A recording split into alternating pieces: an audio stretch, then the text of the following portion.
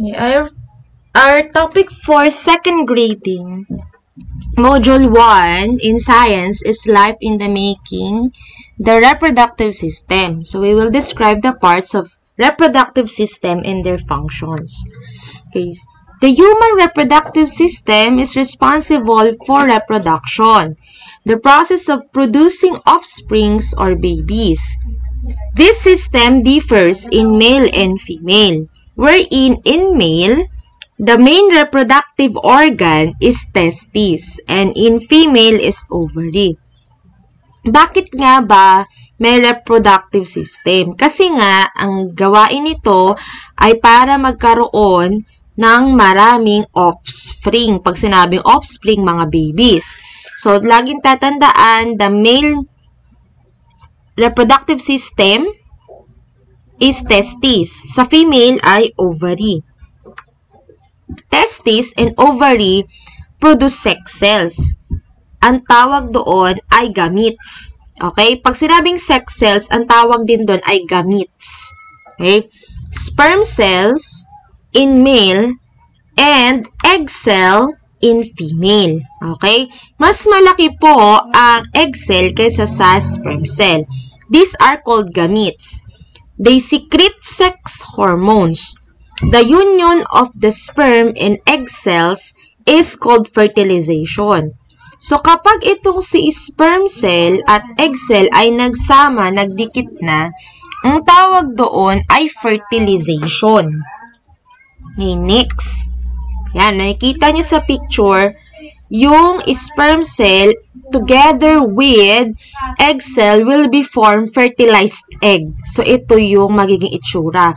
So, ibig sabihin ay dyan tayo nagsimula. Okay, next.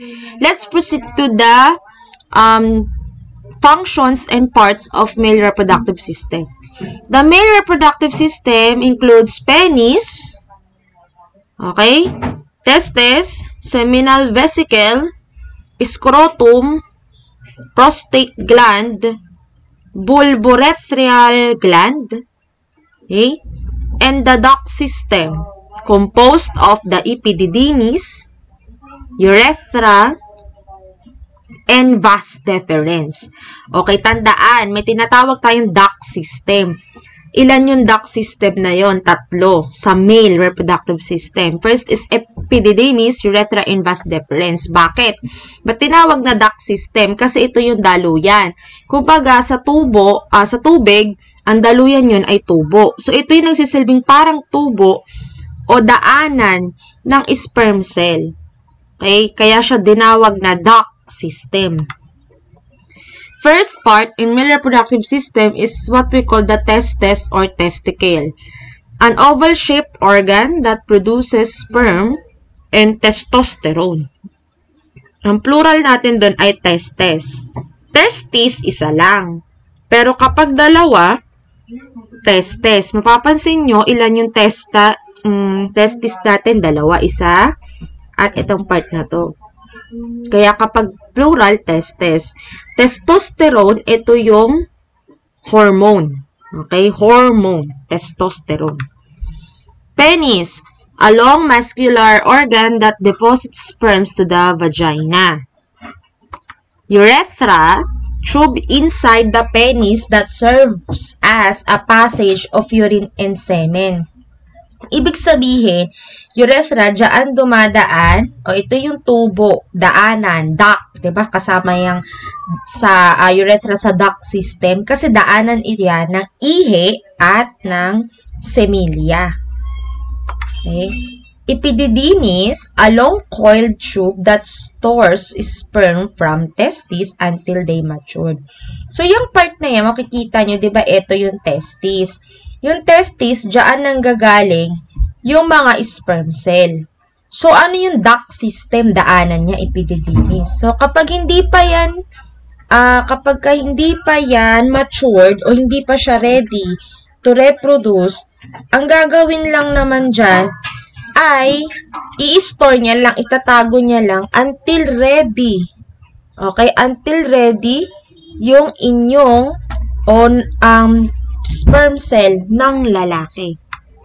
Next, vas deferens. Okay? The passage of the sperm from the epididymis to the seminal vesicle. So, ito yung gitna. Okay? This is the duct system between the epididymis and seminal vesicle. Yan, dyan dadaan yung sperm cell. Prostate gland. Yan. Prostate gland, it produces fluid that nourishes the sperm cell. So, diba, nanggaling ang sperm cell sa testis. Dadaan niya ng epididymis. Pagkatapos ng epididymis, dadaan siya ng vas deferens. After ng vas deferens, doon yan maglalagi sa prostate gland. Kasi, yung nutrients na kailangan pa ng sperm cell ay makikita sa prostate gland. Yun po yun. Next. Seminal vesicle secretes that majority of the fluid in semen to allow it move freely. So, itong maliit na to, yan din yung tumutulong para mag-nourish doon sa sperm cell. Scrotum. Sac-like skin that protects and controls the temperature of the testis. Yung scrotum, ito yung balat sa labas na pumoprotekta doon sa testis. Okay? So, diba yung testis, dalawa yan. Hindi naman yan makikita agad ng ganyan. So, mangyayari, nakabalot ito ng skin. Okay? O ng balat. Yung mismong balat na yun, ang tawag doon ay scrotum. Okay po. Next, let's proceed to female reproductive system. Female reproductive system parts are vagina, ovary, uterus, fallopian tubes, cervix, and fimbria. Okay?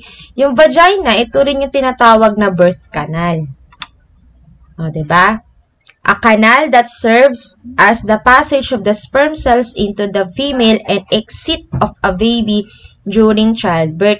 So, sa vagina, dyan ang daluyan o dyan ini-inject yung penis para makapaglabas ito ng sperm cell sa loob ng vagina. So, dito rin dumadaan yung baby kapag ito ay ipapanganak na.